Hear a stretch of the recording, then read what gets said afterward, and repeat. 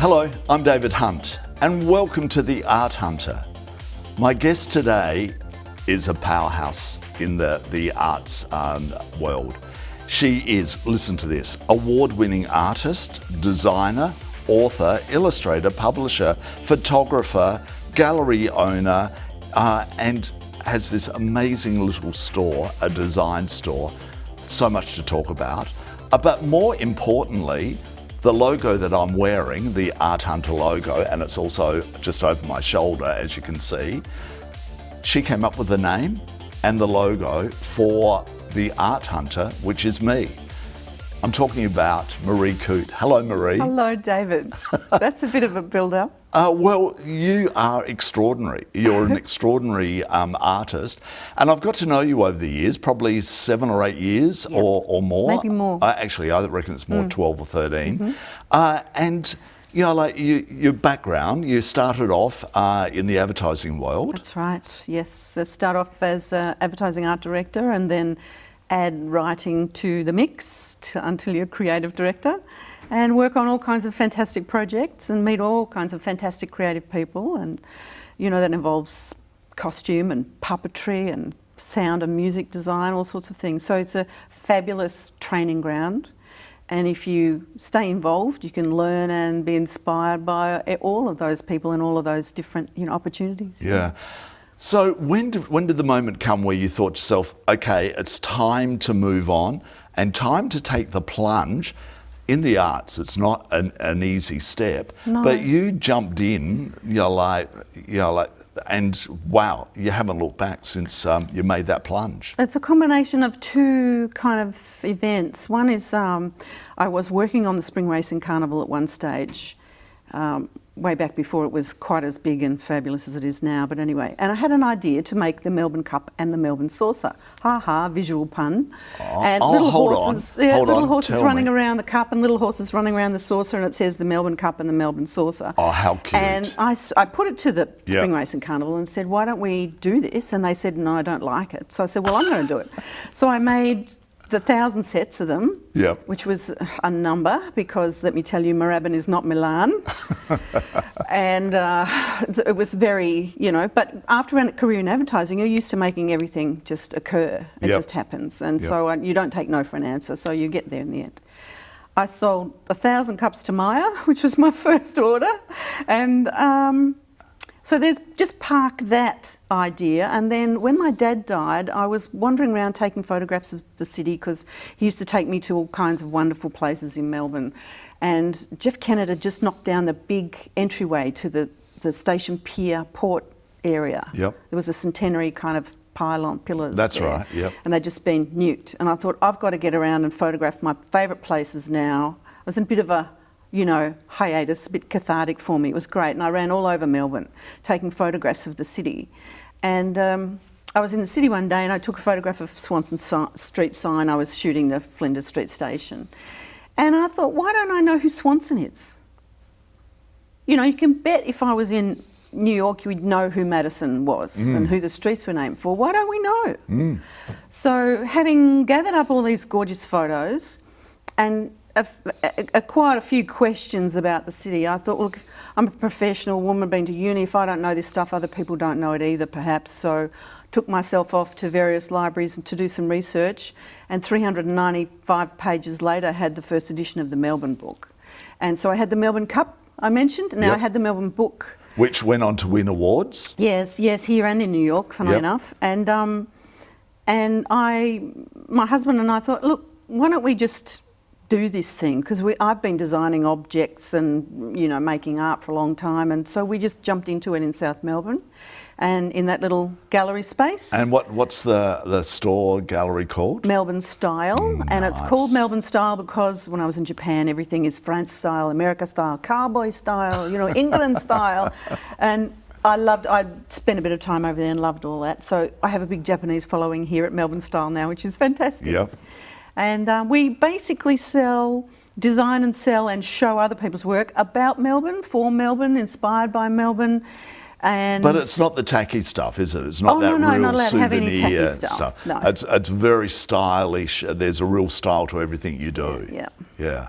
But yeah, like a lot of it. You said it's a lot of other people's design, but it's some mostly of it's, mine, and then I have shows of other people's work 2, 3, 4 times a year. In the gallery upstairs? In the gallery upstairs. Sometimes, say, with the Art Hunter show, we're having the rolling window show, and that's a bit COVID related and so on, but, you know, program of 10 weeks, 10 artists, those sorts of things. So different horses for courses, different things.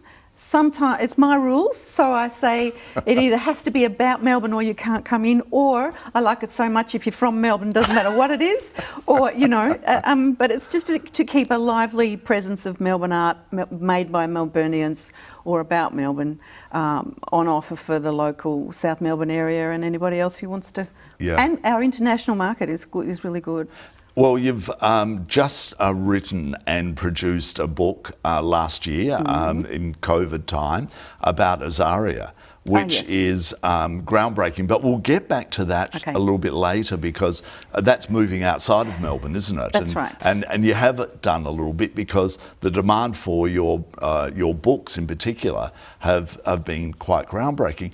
But look, let's go through the process of, you know, like some of the picture books that you do are, you know, like you design all the art through your graphic design background, but they're real pieces of art, aren't they? You know, like you really go for it. And what you do, you lift a particular page out, and you then, you know, have a limited edition print of that. Yeah, that's true. In some cases, that's like, for example, the children's book I did on Melbourne. It's called When You Go to Melbourne. I lifted a series of those illustrations, and they've been a really popular series. People buy them for their kids' bedrooms and so on, and tourists buy them, and locals buy them as well, because they're kind of quirky, mad kids images of Melbourne.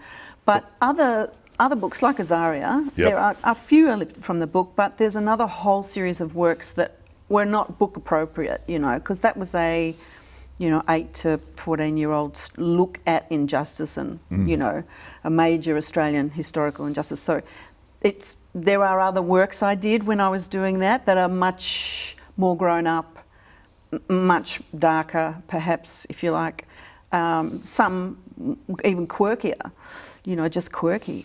But they're not in the book. And those ones were in an exhibition associated with Azaria. Azaria. Or talk about different and quirky that's not in a book.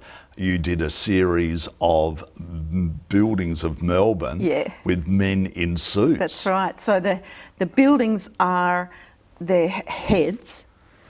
I think there's one image we could look at, and the buildings are their heads, and they're all wearing suits. So it's all the buildings that you know in the CBD, and all the boys are there together with their ties, and one's got a cigarette and so on.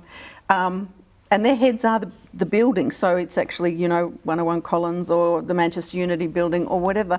When I look at the grid, to me, it's always those towers I see there every time I look there. To me, the grid has always been very masculine. It's a really male place. Okay. They're kind of phallic anyway, you know.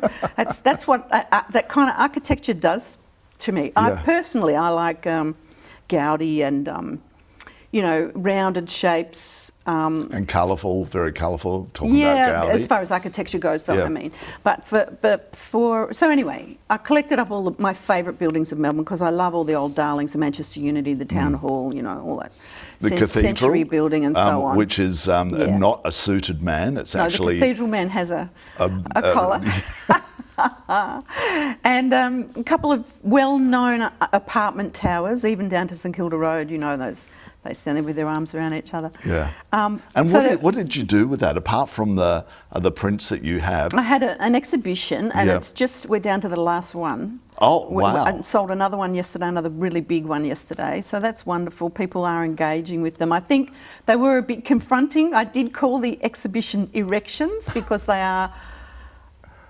you know, architectural erections, and so I'm just cheeky like that. I'll do that. That's how it is. But you also produced a plate with, I did, yes. You know, like about 6 of the... A ceramic plate that you can use to eat from, or you can use as a show plate that comes with a stand, and it has about 8 or 9 of the building men as I call them, across the plate there together. Yep. And it has highlight gold, gold ink highlights on the Eureka building, the top of the Eureka building, and also on the new one, Australia building. Yeah. In well, that City is Road. so different and so unique, and it's so good that people are still buying, because that's 2 years ago probably it would be. Yeah, I had it? about three or four left. Yep.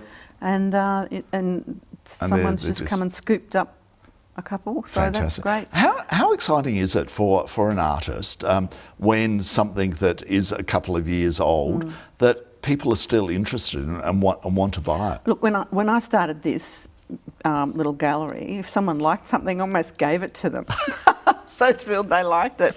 My first work was on Ned Kelly. I did a series of Kellys, which I still really love, and they all went. But when people would come and really fall in love with them and want to buy them, I almost wanted to give them to them. It was great. Yeah. It took me a while to go, okay, let people, And it doesn't matter if it doesn't sell this week or whatever. I do it for me anyway, and so if they're still there, I still love them. Yeah. I don't make art just to sell. Yeah. I think if you get up in that area, that's really not a good place to be creatively, And I know a lot of people have to make, what they can make out of, and do more prints and so on. But I have to move on. Yep. I can't sustain that interest level in I tend to go story to story. So it's Kelly's or Melbourne's architecture or Azaria or whatever the thing that is engaging me at the moment. Yep. And once I'm fully engaged in that subject matter, I'll do that and try to explore it in all the ways I can. It might be a book and then an exhibition and then a plate, or it might be,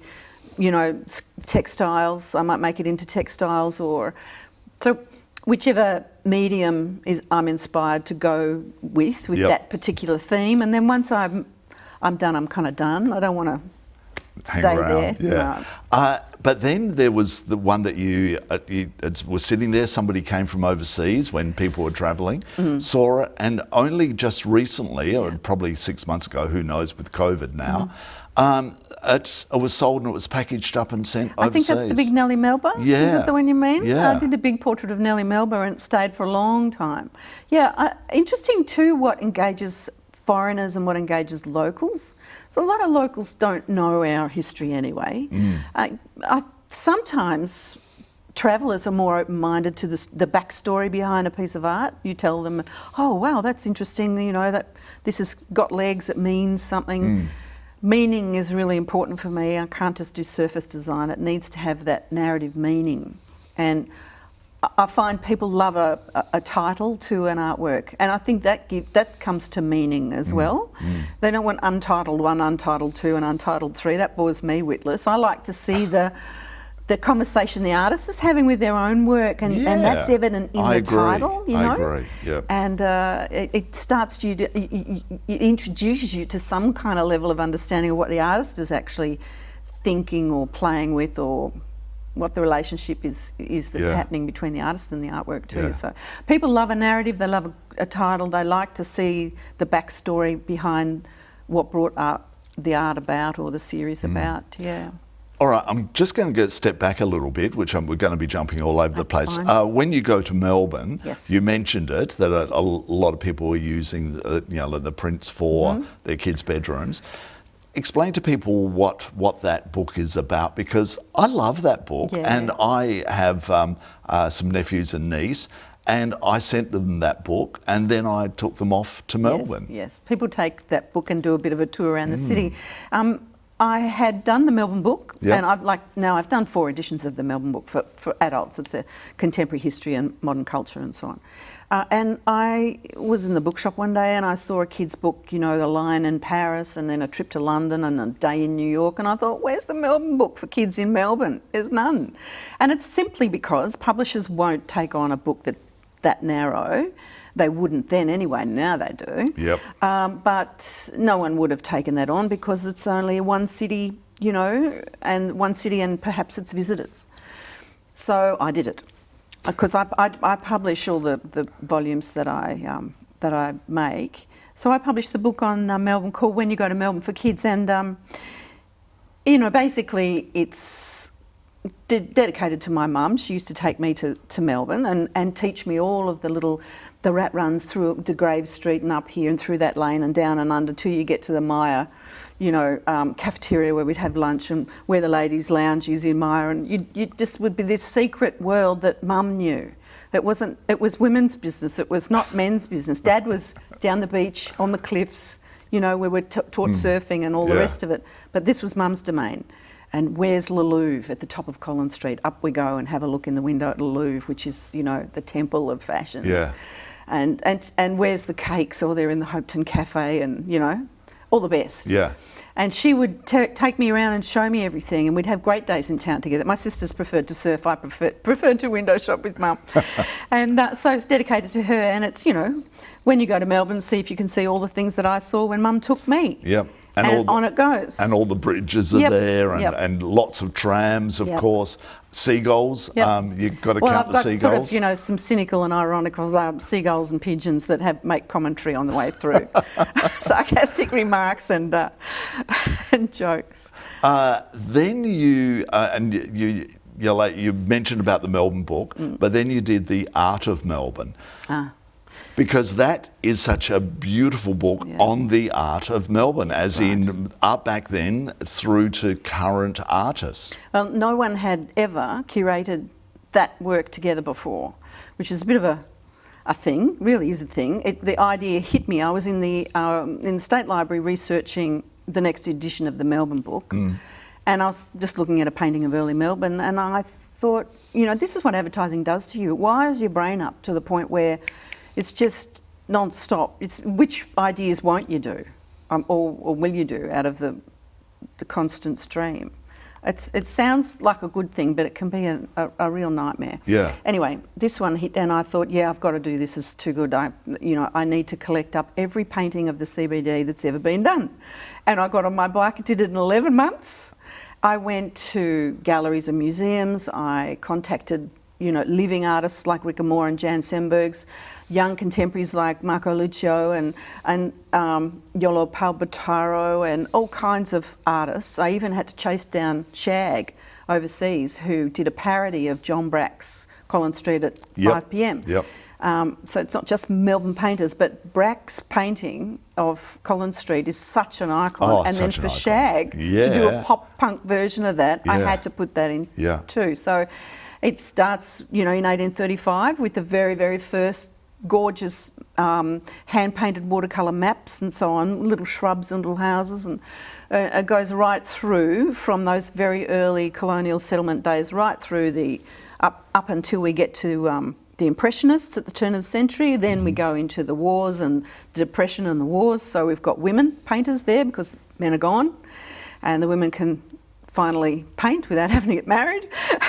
And spend Dad's money on lino cuts and so on, as they did. Gorgeous gals in the 20s and 30s. And, doing some really new and interesting work. And then we hit Tucker, who is the very first probably to really quiz what on earth is this city? What is this city all about? And he's critical. He's, he condemns the trams and he condemns St Kilda and the prostitutes that hang out with the soldiers in St Kilda. He's traumatised, may I say, because he's, as many were during the war years. Yeah, yeah. And this is his kind of therapy. So from Tucker on, you have the Contemporary Art Society and all the rest of it. It's just a fascinating thing to look at 200 years nearly of paintings of the CBD, because it's like a family album. It's like a personality study of who we think we are, and what we present to the world what we think we are. You do, I do, everybody does. We put a face forward that it's what we think we are. The rest of the world doesn't necessarily see that. Yeah. But it's what we think we are. And when you look back at those images later about how artists presented our idea of ourselves, it's so telling. It's more than just photography.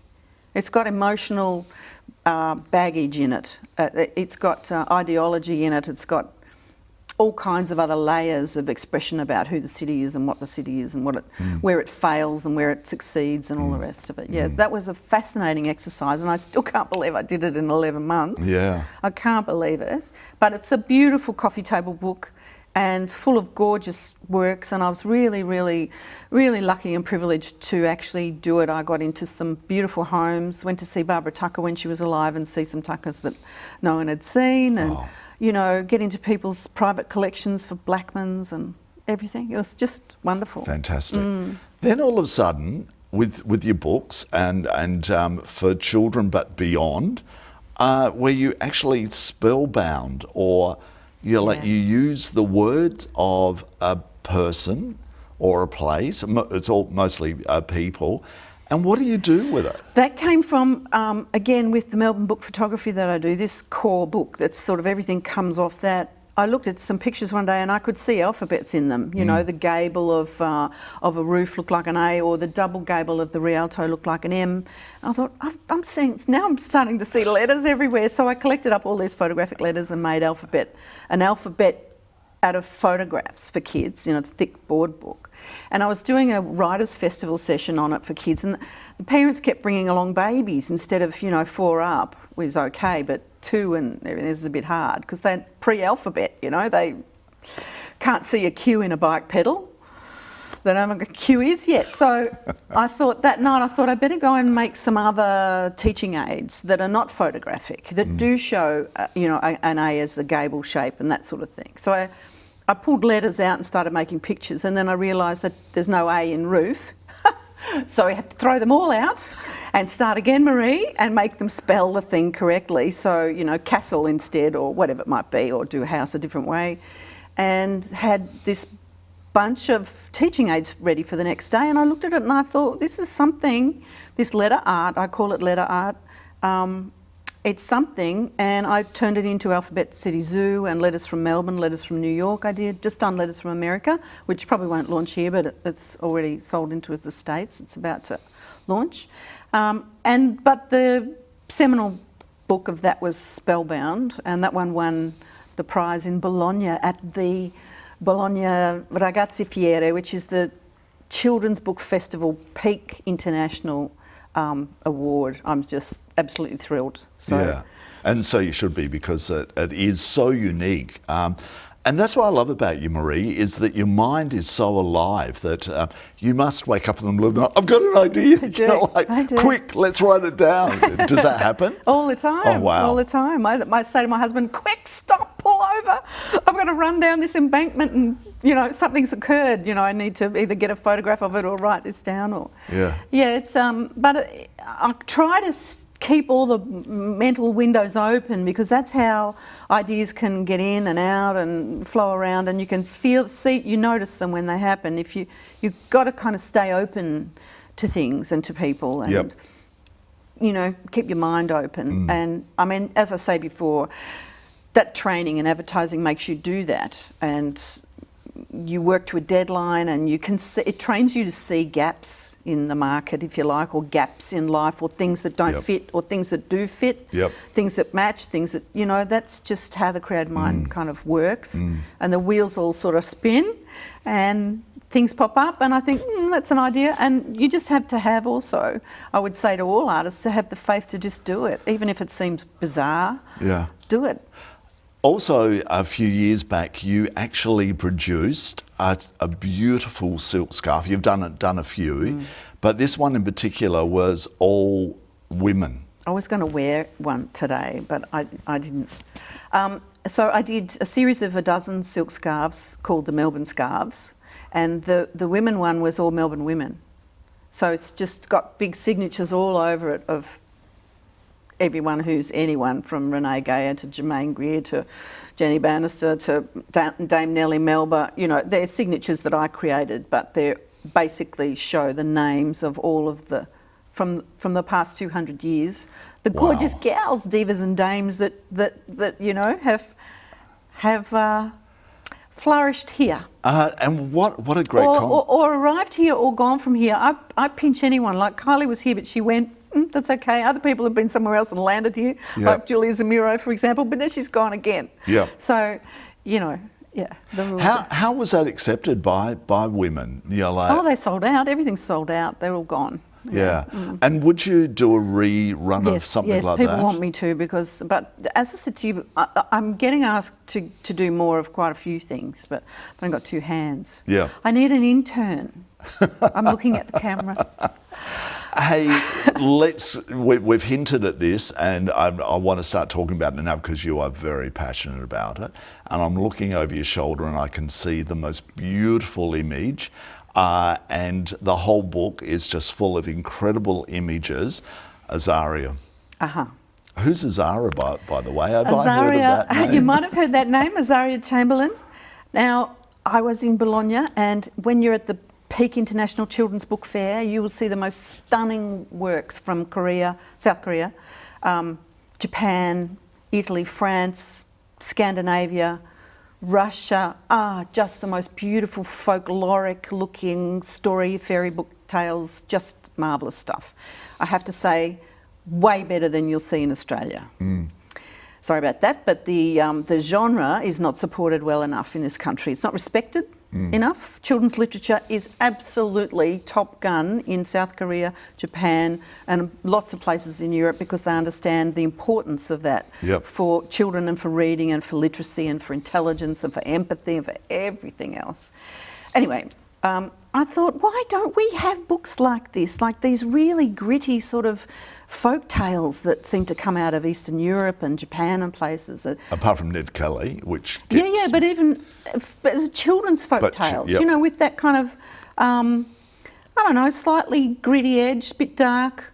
Well, you know what I mean? Well, for children's book, this one's very gritty and I thought, dark. do we have stories like that? And it suddenly went bang, Azaria, because my husband and I went up to Ayers Rock years and years ago when the rock was handed back. Accidentally, we were there at the same time, and I met dingoes, and I know exactly what dingoes are like. Silent, apex predator machines. That's exactly what they're meant to be. I have nothing against dingoes, but that's what they are designed for. And if you think they're pet dogs, you know, you're nuts. So, and I remember at the time when Azaria was, when Lindy Chamberlain was being sort of, you know, attacked left, right and centre, I just thought, why are they doing this? It's so obvious it was the dingo. I mean, it's just so obvious. And it was such a stitch up. And I don't know, I was sitting in Italy with a glass of wine in Bologna, and I said, just went, oh my God, here is this incredible story, a real true fairy tale, if you like.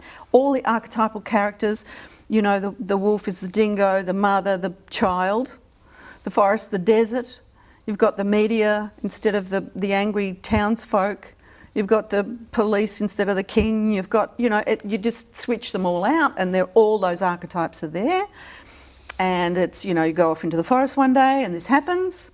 And then, so I decided to tell the story in very matter of fact. This is what happens, you know, at the bottom of the world. This little family goes for a holiday, and this happens, then that happens, then this happens, then that happens, then this happens, then that happens, then this happens, then that happens. And you can just, as a child, can see quite easily where things go off the rails, how and why things go off the rails. And I'm not accusatory at all. Everyone has their own, you can look at it from everyone's point of view. But, you know, the research that I did on that, I did 4 years of research on that. I'm pretty fast with things, but, you know, as I said, that art book was only 11 months and I really got so into that. But this is other people's stories, other people's lives, all kinds of legal backstory that goes on forever, 5 inquisitions and so on and so forth. And of course to go and meet Lindy a few times and talk to her about it. And so it took a while, but I'm very happy with what happened, with how it's gone. It's just been long listed for the Kids Awards, although I think it's, as they said, it's a bit, you know, material's a bit here, whatever.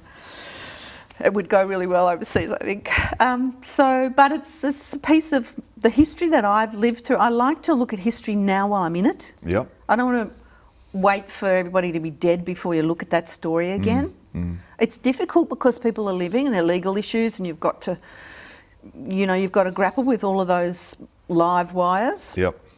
There's only one way to do that, and that is just to grapple with them. and speak to everybody and deal with it all. Yeah. But I like to look at those issues while I'm alive. They're my life while I'm here. They were part of my wallpaper of growing up, or part of my teenagehood, or part of my adulthood, or part of my daughter's sort of key events. And so I like to look at them while I can. No point when I'm trying it when I'm dead anyway. No. And the fact that you're using it as a fairy tale book, and when I first spoke to you about it, you went, well, think of Hansel and Gretel, that, you know, like the witch, and she was putting them in a pot to kill and I think, them. Look, adults are more concerned for their children's feelings in those grim stories than children are. Death is so remote to a 2-year-old, 5-year-old, 7-year-old, 8-year-old, so remote from them, they don't get it yet. So they go, oh yeah, wolf ate it, oh yeah, okay. That they sort of don't get it yet. It doesn't, you know, we worry more on their behalf than they will looking at the basic story unfolding in front of them. Yeah. And they have an innate understanding of what is fair and what is not fair. In fact, I think one of the first protestations a kid will make is that's not fair, right? And so when you see a story unfold like this, they say that's not fair. How did that happen? That's not fair. And they understand that, you know, they say, why didn't they ask the Aborigines? Why didn't they do this, you know? And it's really interesting because it's about media, it's about media storms, it's about media bias, and, you know, this is back in the 80s when The Exorcist was on at the movies and people were all up into the paranormal and all that, you know. So they were, it's like what happens with the royals. It's just everything gets carried away, and kids need to question everything, question the media, question the law, I think, you know, as much as they can. What happens when you read it? Because you often go to schools or to libraries and you read it. What you know, like you've mentioned about the kids, but what's their initial reaction, you know, like when you finish reading that book? They're more sophisticated than you would think, even though I said all of that scary stuff is remote. The other issues are quite not remote. They get it about the media. They get it about TV and the press and all of that. They also understand the issues between remote Australia and Indigenous people, and, you know, where the power is. They get that stuff. Plus, they already study in school media studies and social studies and civics. It's called civics. So they already do all those sorts of issues. And they are given projects to look at, to evaluate on, you know, what they think about certain news issues. And it's quite handy for that. I've got extensive teachers' notes for teachers to work with, and, you know, they can analyse why I've done the imagery the way I have. Why are there a lot of dark skies and stars? How come there's only one white page in the whole book? And that's where, you know, everybody realises that the dingo took the baby. It's the page of the actual truth. Enlightening. But, the rest of it's very emotive and very loaded, and, you know, I use all the tools available to an illustrator to sort of evoke, you know, a sense of vast space and ancient and timelessness and, you know, raw nature and all those things, because, you know, this is needs to be understood. It's still happening on Fraser Island. Babies are still being taken. There was a baby taken 2 years ago, you know? And adults get bitten and taken and chomped and all the rest of it. We can't be, you know, running around wrestling crocodiles and picking up spiders and, you know, as though it's all a telly show. We have to respect this beautiful place we live in and the animals that are in it. And there's just been too much trashing of that sort of tourist trashing of it as a commodity. You know, we really need to love it and respect it. And it's so fabulously unique. Oh, it's just wonderful. And talking about unique, the illustrations are just beautiful. Thank you. One in particular, which I am looking at over your shoulder, is Ezrock with the baby asleep as if it's in the crib, with the beautiful sky, you know, like the night sky. How long did it take you to come up with that image, that thought pattern, the beauty of the images like that are in the book? As I said, it sort of started to foment in Italy, and then I would just do scribbles here and there and start working on it. But the rock is central to the story, and the baby is central to the story. So to make both of them one entity, you know, just by using that shape and then using lines to create a little swaddled babe into the same shape. And then the rock throws a shadow. I'm not sure if it's the image you've got here today, but the rock throws a shadow in the shape of the dingo. And so all three are linked, and all three are linked forever. And not one of them is guilty. No one's guilty here. They're all doing exactly what they're meant to do. The baby smells delicious, you know. A new milky baby is just, mothers can't get enough of them, fathers, nanas, poppers can't get enough of that, you know, whole thing. The dingo's just doing exactly what apex predators are designed to do. Yep. This is a really unique wilderness, incredibly unique wilderness. And the rock itself is just this commanding heart. It calls us all to pay attention and to look at this place. You know, I don't know, it all just comes together, David. And I've been up there, as I said. The sky is enormous. It goes on for weeks. And so it had to be there. Yeah. So I used it to put constellations and things in, and to run another narrative. There's another narrative runs through of this little bilby that gets eaten as well. There's a second murder in the book.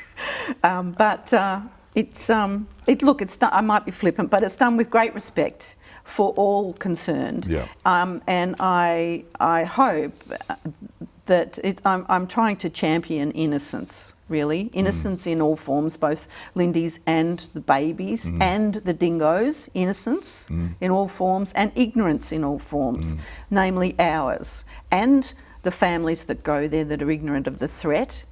And the dingo's ignorant of all of it, it's just doing its thing, you know? So it's a really interesting subject matter. Yeah. Yeah. Well, I just found it's such a sharp turn away from everything else you've ever done. Yeah. That was the one thing that shocked me, that when all of a sudden I'm looking at this book and then reading it and seeing the incredible artwork, that it's so different to everything else you've done. But yes, an important story and a great moment in time for you to have produced something like this. So congratulations on that. Thank you. Yeah, I very much connect with Melbourne, my place, but I also connect with Australia, my place. I'm not parochial, I'm not like jingoistically patriotic. I just feel connected to where I am and my tribe and what goes on here. Yep. And I think anybody who really loves where they live needs to be to praise and damn in equal measure. Like where we get it right, let's totally enjoy it. Where we get it wrong, let's look at that, you know? So it's not blind, you know, a patriotic thing, jingoistic thing. I really love Melbourne and all the things that it is and has been and that it offers. Yep. And same with Australia. So, yeah. Just quickly, another book that it's just so much fun. And talking about Melbourne, the obsession with dogs. And you know, like the fact with your words, you've created where a dash hound, you will actually have the dog that you've designed around the letters from its name. So we were talking about this before, that the letters that I saw in the alphabet. So I made these letter art images, and it's turned into many books. One of them, a recent one, is called Dogography, as you would, because we've had animology, alphabeasts, and architext. So this is Dogography. And I make pictures out of letters, but the letters that spell the object, they have to spell the object. So I'll take a D and an A and an S and a C and H-U-N-D and use those letters to create a dachshund. And it has to look absolutely sausage doggy. So it cannot look not. And I don't make bespoke letters. I don't create the letters to fit the shape. I have to find the letters in my fonts. Just in an ordinary Mac font book, I'm not buying special letter forms. I'm trying to get kids to notice, to look around them and say, wow, look, that shape is that shape, and that's interesting, that's there, and just to observe, to notice what goes on around them in life and what shapes remind you of other shapes, because that's that creative connection thing. You know, you need to filter in your environment and then put it back out in a way that you see it. You know, that's so. Yeah, so clever. But you've taken it to an adult level in the respect that famous, mostly rock stars or Dame Edna. I'm working on that one now. I'm doing a new book now on Right. letterheads, which is lots of international famous faces, portraits. And they look so much made like. from the letters of their name only, in fonts. And I'm not. I don't. It's not like a oversupply of letters to fill out a shape. It's just one letter and another letter and another letter. It's like as minimal as I can get it. The idea, I call them fontograms, right? That's my name I've given them. And as minimal as possible, preferably the ideal fontogram has only one glyph, one letter, per letter in the name, and that's what you have to use. I've been doing some animations with them as well. It's really good fun. Oh, that's a new venture, is it? Or, Yep. Yeah. Wow. Maree Coote, don't stop doing what you're doing. You're an extraordinary artist, and I'm so proud that I can actually call you maybe a friend. Are we friends? Very darling friend. Yeah. Yes, thank you for your interest. You've always been fantastic, to get the connections and the support of the art scene in Melbourne is really, it's really good. I love it. Well, that's what I'm here for. I'm the art hunter, and I'm hunting people like you down. So I'm David Hunt, and we'll see you again soon.